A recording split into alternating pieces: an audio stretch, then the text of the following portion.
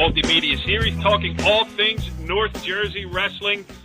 And boy, it is season 6, episode 1. We have been doing this for a long time as we reconvene here on NorthJerseySports.com. And I would just like to say, before I introduce the panel, welcome back. Your dreams were your ticket out. Sing it with me, boys. Come on. Welcome back to the same old place that you laughed about. Your dreams of this. Oh, sorry, you stopped. All right. I am Corey Doviak, being joined by my illustrious panel, my longtime illustrious panel, starting with everybody's favorite, Kenny Sarajian. What's going on, Kenny? We're set. We're ready to go. It's now. We're done with all those other sports. Let's get to the real sport. Let's talk about wrestling. We're men are men, and well, we can't go there. All right. And in case, just a little refresher, in case you don't know what Kenny Sarajian's all about. Spirit of Christmas, in the spirit of Hanukkah, in the spirit of the New Year, in the spirit of Festivus, for the rest of us, for all you Seinfeld fans, let's all just get along. Kenny Sarajian, back in full force here, and we're also being joined by a guy. A kid that worked hard to achieve the level that he got to. He is Pascack Valley head coach Tom Gallione. What's going on, Tommy? Not much. It's good to be back. It's good to be back with some similar faces and a new face that I think will add a lot to the show. So happy to be there. It's good stuff. The new permanent member. We filled an empty chair. We had auditions for, probably 2 years worth, and we settled on the guy. And I did a little, this is his first year in the full-time chair, but I went around North Jersey to try to get some reaction. And I did get one from Al Coleman, who commented on Mike Attanasio being our new co-host. You're the best coverage of North Jersey sports around. And if Al likes you, that's good enough for me. I can't tell you how excited I am to have beat all the competition for this incredible spot. We're not allowed to mention the other guy's name, so we won't. That's right. And, I'm happy to be back, and I'll do what I can to earn my keep, guys.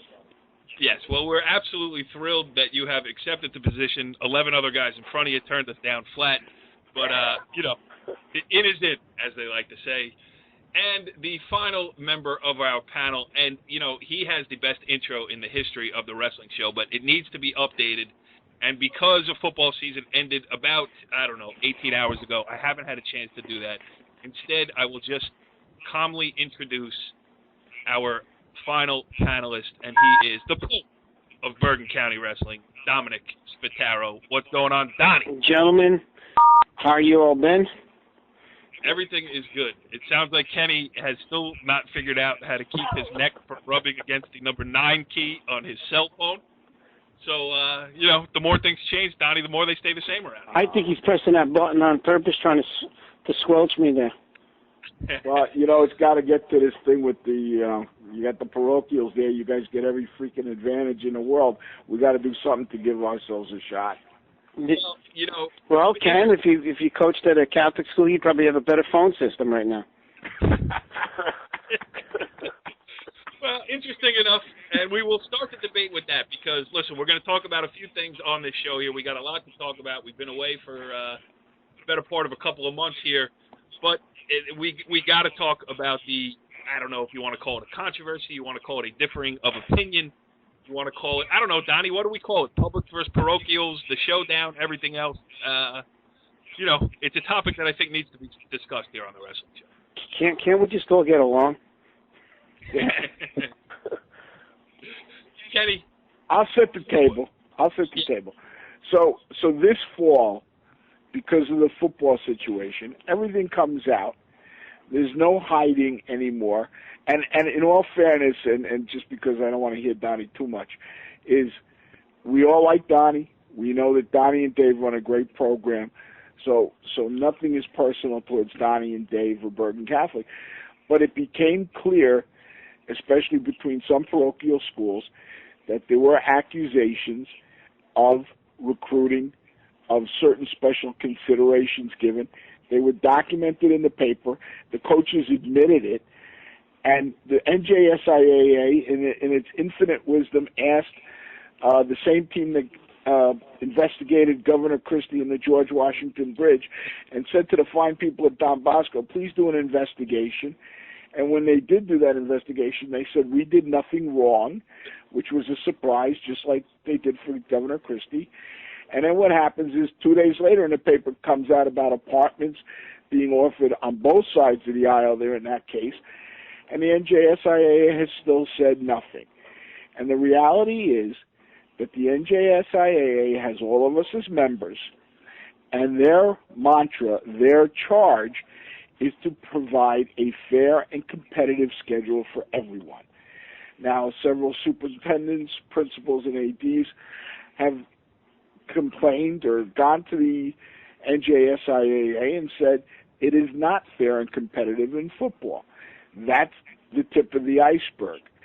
We don't know where it's going to go in sports, but in wrestling we have long spoken about, and Donnie, you were part of both sides of this, and I know Tommy has opinions, so I'm going to say it, and Mike has actually some interesting thoughts on this that we've talked about before.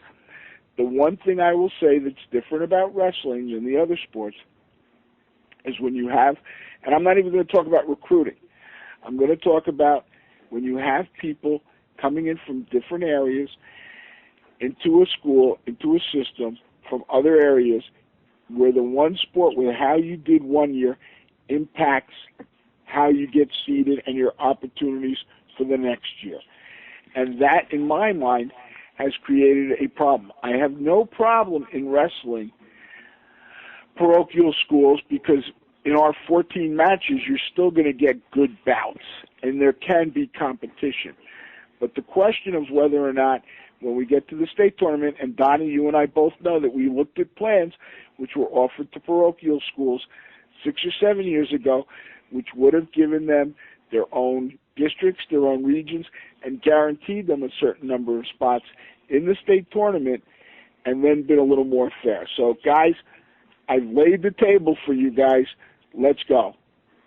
Oh, my God, things just got so heavy in here. Jeez, we were all fun and games, and then Kenny just dropped the hammer.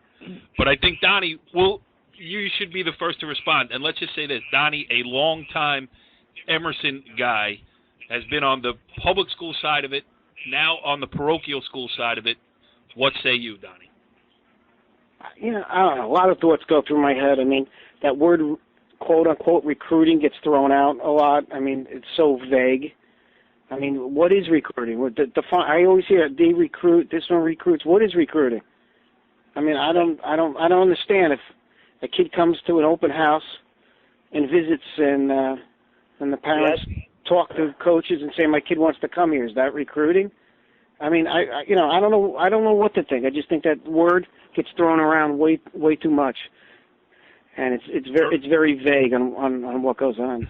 I think the difference. I think there's nothing wrong with, and we work closely with a guy that coached soccer at Catholic, Don Bosco, for I don't know how many years, 20-something years, and went to Don Bosco, and it was always supposed to be like a choice school, kind of secondary thing. Like when he went there, they didn't have an opportunity where he grew up to play, so he went to play soccer there.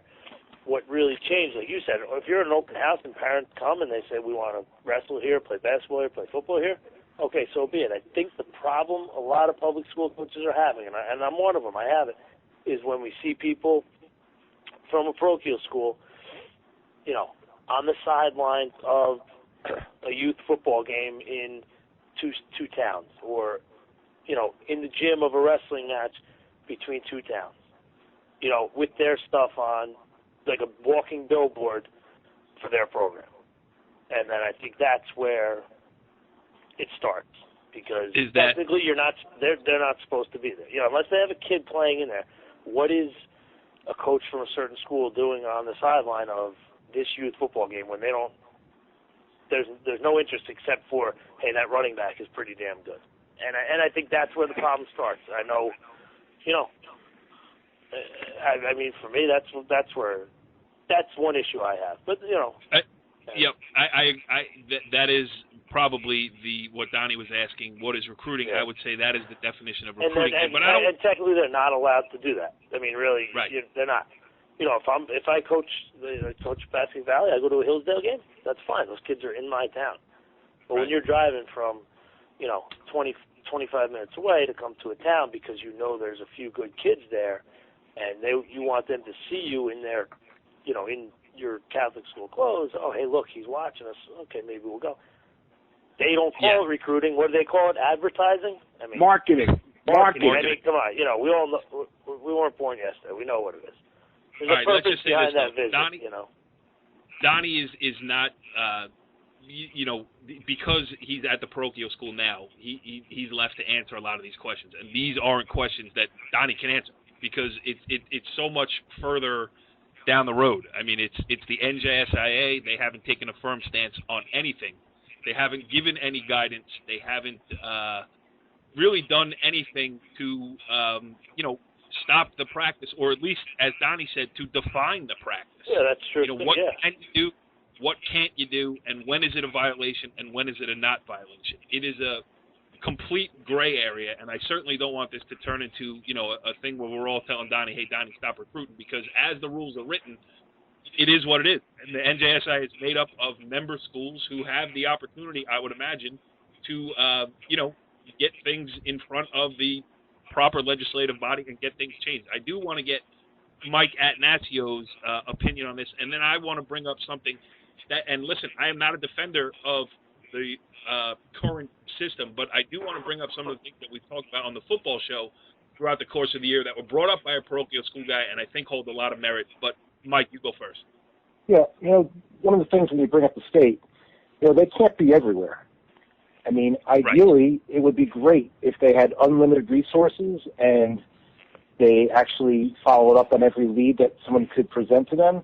But they don't, and they're not interested in ever, showing up at Pee Wee football games to figure out who's promoting different football programs. But, I always look at it from the kid's perspective. There's something that goes on there that's actually different than just recruiting. There are kids who just are so excited to be wanted by somebody. Right. And that's a tough thing for the high school, for the sending public school to deal with, because I feel like we need to make an effort to say to kids, we want you too. This is a great place for you to be. We have great opportunities here. But there's something about that draw where they can say to their friends, Bosco wants me, Joe's wants me, Bergen wants me, because it's almost like that before college world where you start getting people interested in you for college scholarships. It's a similar thing. And just having someone at a game like that, yeah, it does have an impact on kids. There's no denying that at all. But I don't really know how the state could get involved and stop some of those things from happening.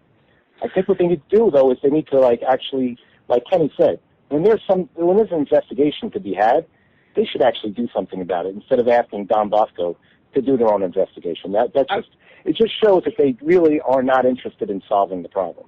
One thing I want to throw in what Mike just said. I have two examples of what Mike's saying that way. One was personal, and the first one was being where, when I was at Emerson, we had that really good group of incoming freshmen that crop a couple of years ago, and it was always word of some of them wanting possibly to go to Catholic schools. So I made it my job and my responsibility to go to all their middle school matches, to get to know them, to get to know their parents, to tell their parents that if they all stuck together, we could have a really good team, and that we'd have a good schedule, and we could do all the things that all the other teams do, and so on. So basically, what I've told coaches over the years is that you have to quote unquote recruit your own kids. Internal recruiting. Yes. Well, I don't want to use the word recruiting, but since we're throwing it around loosely, but to keep your kids, as what Mike said, show interest in them. Just don't not go to their rec matches and then you expect them just to follow you to the high school. I mean, some of these kids don't even know who the high school coaches are until they step into the high school, which I don't, think is good. That's a real old school approach, Donnie. And it doesn't work anymore. I've learned. I personally was not in the 12 years I was the head wrestling coach. I really never lost anyone that stood out to me and said, well, that kid really would have made a big difference in your program if he didn't go somewhere else. I understand that you do have to do that now. You can't just ignore it and hope the problem doesn't go away. Because when I had good kids, like the Butchers when they were younger, I had great relationships with their family. And, you know, you have to do things like that. You can't just leave a kid alone and just hope he comes to your school. And I gotta hold on. One more, Kenny. And one more thing is what happened to me personally. I mean, a bunch of you knew that my daughter was a really good youth runner, and for all the years that she ran on her middle school team, public school, and I think she lost like one race in 3 years, and out of nowhere, like 1 or 2 meets before she was about to enter high school, the high school coach shows up, and by then she didn't know who he was, and you know he never.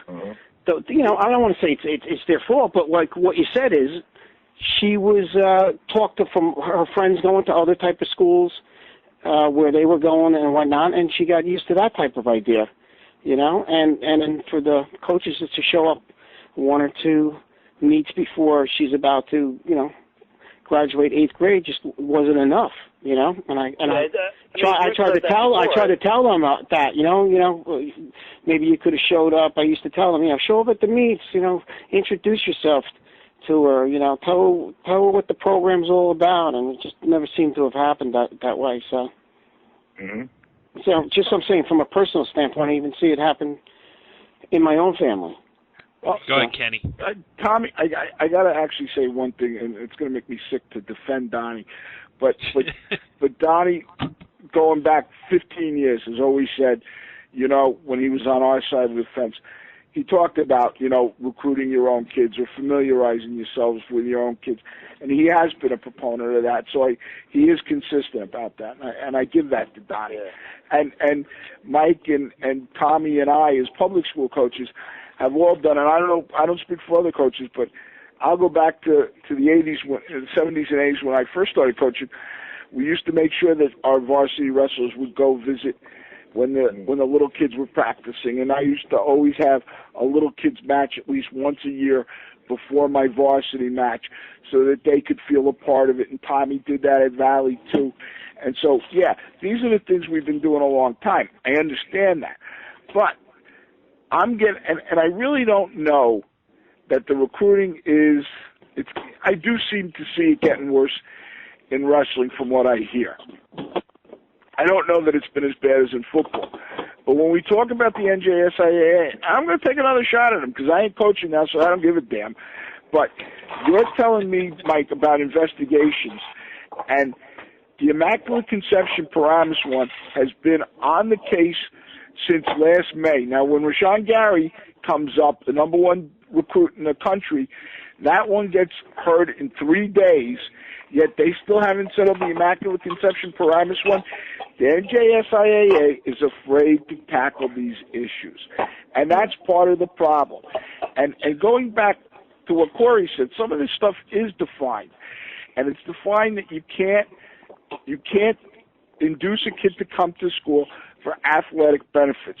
Well, Carson said it in the paper that certain schools, well, the kid would fit better there athletically. What more do they want? What more do they want? So the NJSIAA is totally without legs on this one.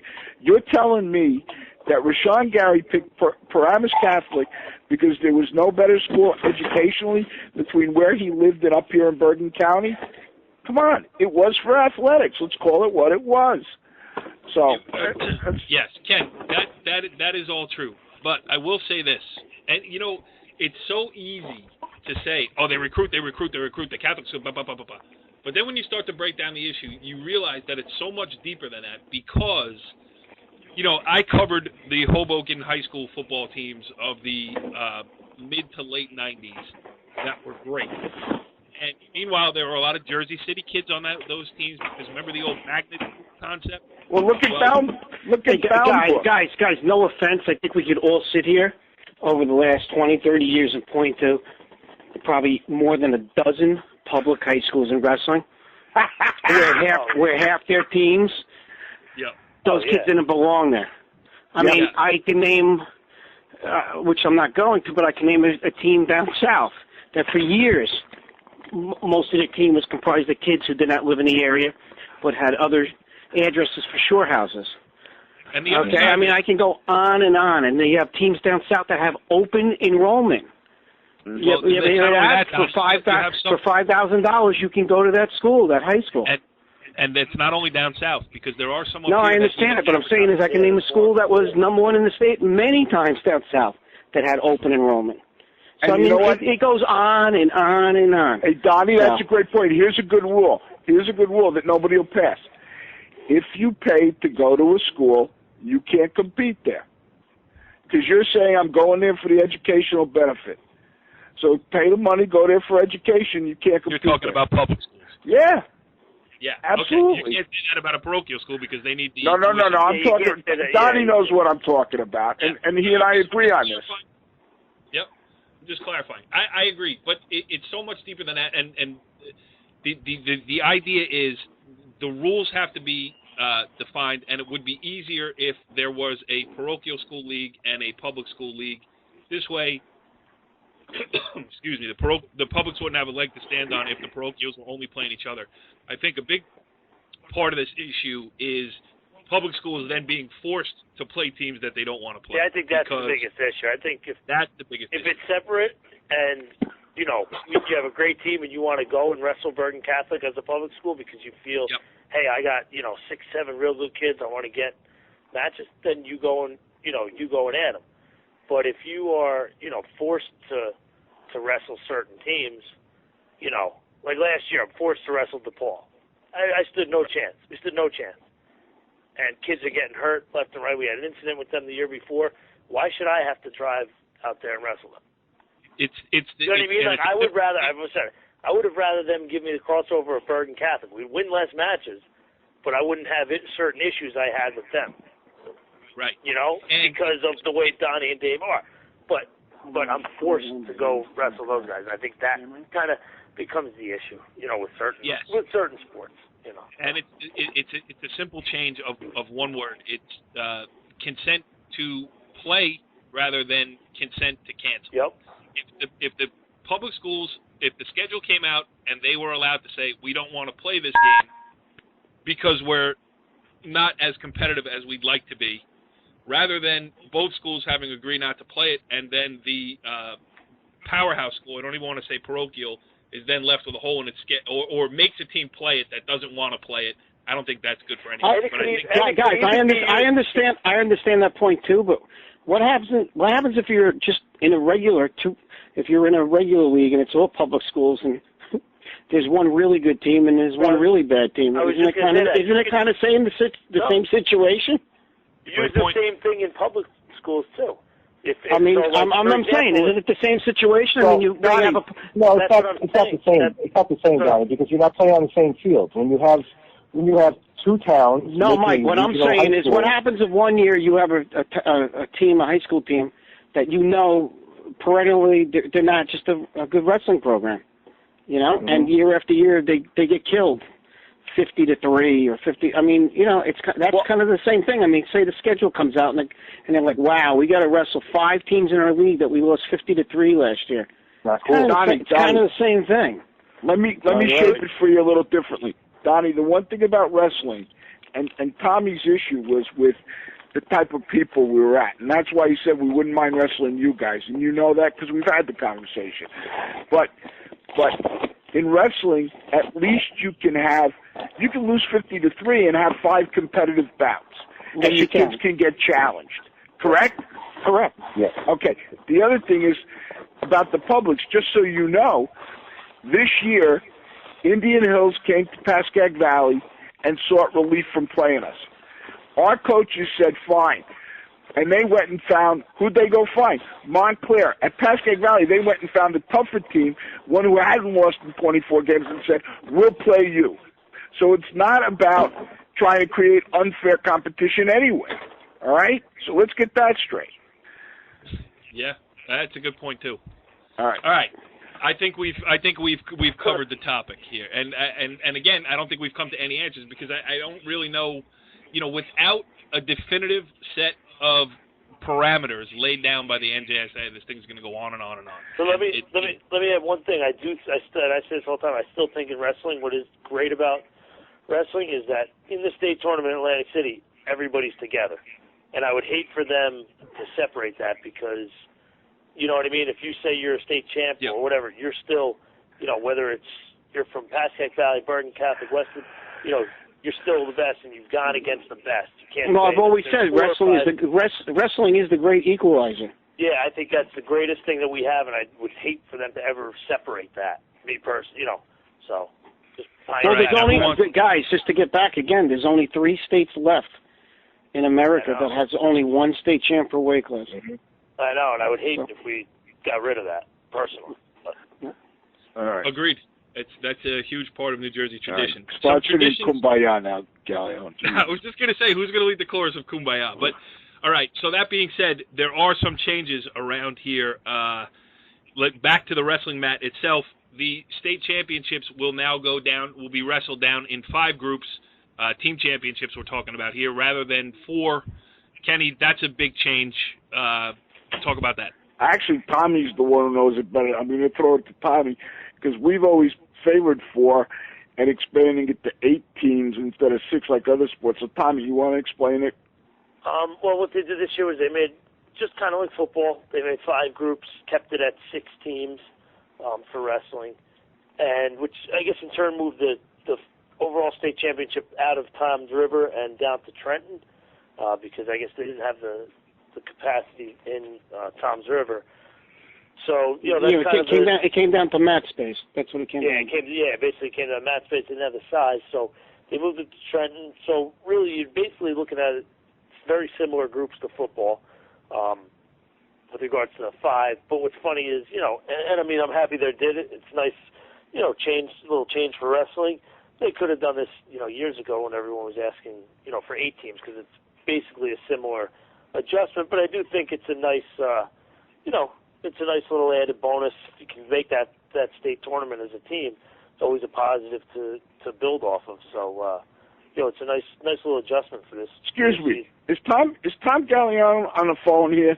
Because I was talking to him today, and we were talking about how the state should put 8 teams in the tournament instead of 6 and knock the crap off. So I don't know who that guy talking on the phone is. But they're not going to do that. So this is the best bet, right? Oh God. They're not going to do it. So listen, I'm not a proponent of the 5 groups the way they did it, but I think it does help somewhat. Again, coming from that type of team years ago, it does help, say, a smaller team. I mean, you can ask Mike out. We used to be in a section where basically we were the only real Group 1s, and we were basically, even though for wrestling these other teams are classified as Group 1, they were Group 2 for every other sport. Yep. So, it was interesting. I always said, okay, well, what's the advantage of being a Group 1 if you really have to go against really Group 2 schools all the time that would drop to Group 1 for wrestling? So, I don't know. I just found it interesting, because years ago I used to think that way, like, maybe they should make another group for even the smaller schools, but, I have mixed emotions on it both ways. Yeah, so. I just found it odd that it took them so long, and then, they would never change to 8 because they said 8 will never beat 1. Well, if you look at it in the 5 groups, in 6 isn't really going to beat a 1, or anything in any of these groups anyway, so what's really the adjustment that you're making? I mean, that's kind of, but, I guess they have How about you, At? Well, how about you, At? Pros and cons? I don't like that the sectional title has been watered down a little bit. I feel like people kind of understand what it means to be a sectional champion, and adding an extra group makes it a little easier to be a sectional champion, so I'm not really thrilled about that. And I would really like them to go with 8 teams per section. I've actually been at the state meetings where some of these issues have been raised, and they say things like, well, the 8th team is not going to knock off the 1 team, so why wrestle? But Mike, you know what the real issue is, Mike? It's money. It's money. They think it's a money loser. So, that's another factor when it really comes into. Trust me, if they really thought, if the state could, if the state could make money, like a lot of money from a 1 seed wrestling an 8 seed, they would do it. Let's be honest. Yep. You know? And actually, there's another issue with officials. They actually, adding those extra rounds, there aren't enough officials to go around. They actually struggle to find enough officials to get through those early rounds. But I feel like the teams that are 7 and 8 that qualify, I think it's a good thing for your program to qualify. Yeah. I wouldn't mind going and losing. You know, if I was a 7th-seeded team and I knew I was probably going to, you know, take a beating, like you guys said before, you could have a lopsided match and have a lot of good wrestling matches. Your good kids can build on that. You know, it's a good thing for your program. You know, maybe you'll lose like 11 matches out of 14, but if you have 3 good guys and they get really good matches that week of sectionals, that's fantastic. You know, sometimes you have to drive all over the place to get your good kids good matches. So to me, an 18 bracket makes sense. It also is not really fair for the 3rd-seeded team, who may be just as good as the 2nd-seeded team, to have to win an extra match, and while the higher seed sort of gets a bye based on a flawed power point system. You know. Yeah. We got. Hold on, let me finish one thing on that one. I agree with Mike. I've always thought it. I've always thought it should be 8 teams, but yeah. If you look at that, like, when is an 8 beating a 1 in football? Never. Yeah, there you go. Right. You can't. Exactly. If you look at it this year, we did a huge breakdown. There wasn't even forget beat. There wasn't even a close 1-8 or 2. How about, remember, wasn't basketball anyone over 500 makes it? Yeah. I did the numbers on football last year, and I think it was like 1 outscored 8, like 350 something to like 60. It wasn't even close. Yeah. So and what Mike said is right. Yeah, it's right. We can always have good bouts. Yeah, we can have football. How many of the games were running clock by halftime in 8-1? Yep. Many. We were. Crap. Yeah, like that. Your 3 good kids can get good wins leading into the district week, which, who knows, helps them for seeding, helps them for everything. Yeah, absolutely. All right. Another change on the horizon here, a little closer to home.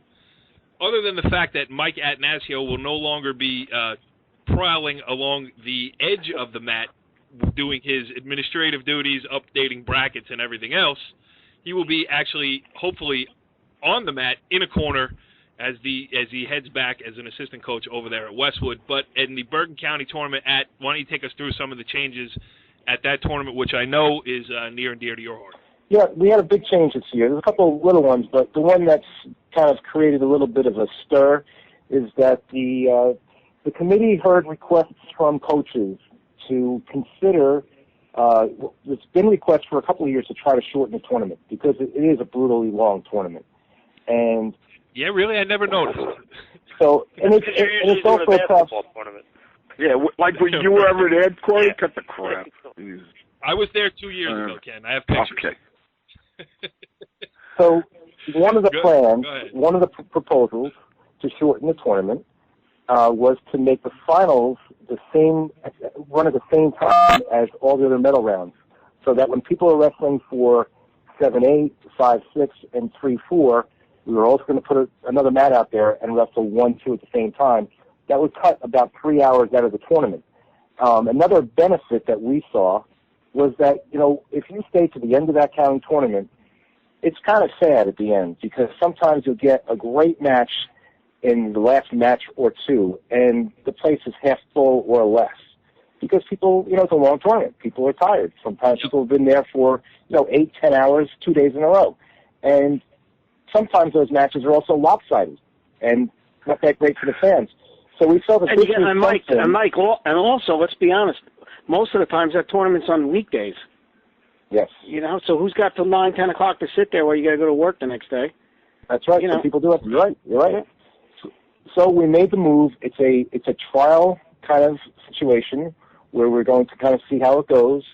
But to be honest with you, we had a lot of dialogue back and forth. There were a couple of traditionalists that said, the finals are the finals. Those kids deserve to have the spotlight. And you know what? For the most part, they will have the spotlight. People will mostly are going to be focusing on the championship bout.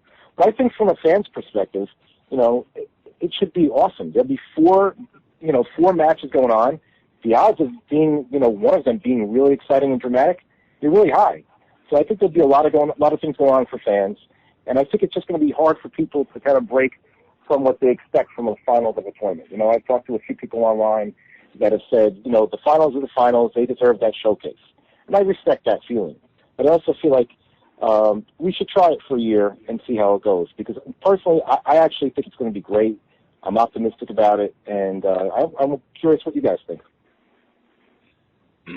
Well, I have – the thing is, we talk about, with the breaking up of the leagues and all of these things over the last couple of years, things have changed on the high school landscape. Mm-hmm. And I know that coaches who've been around a while and traditionalists and purists all like to keep things the way it's always been.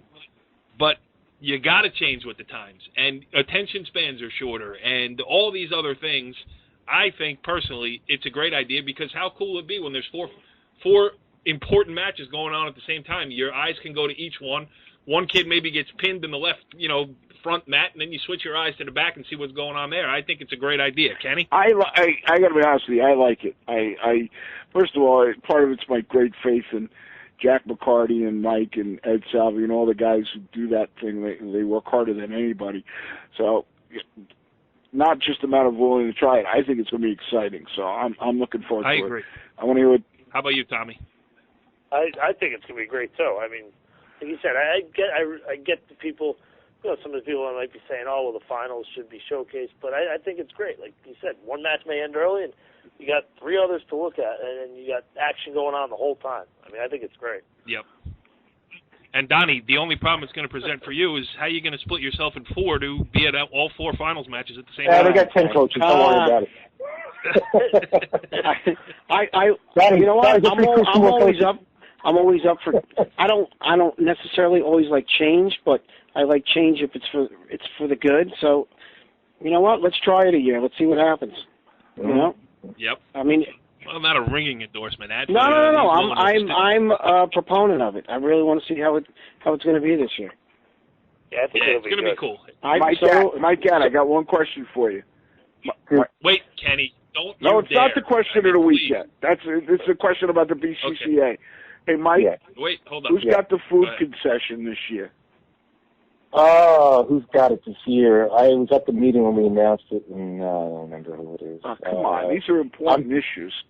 Yeah, I know. I can't remember. It's not Hackensack. It's not one of your favorites, Kenny. I don't think it'll be I know. Just make sure they got sausage and peppers. All right, Kenny, are you ready? I'm ready. And now it is time for the segment that is sweeping the high school wrestling world. A segment so confounding, so creative, and so calculated that it often leaves our panel speechless or pleading the fifth. It's Ken Sarajian's Coach's Question of the Week.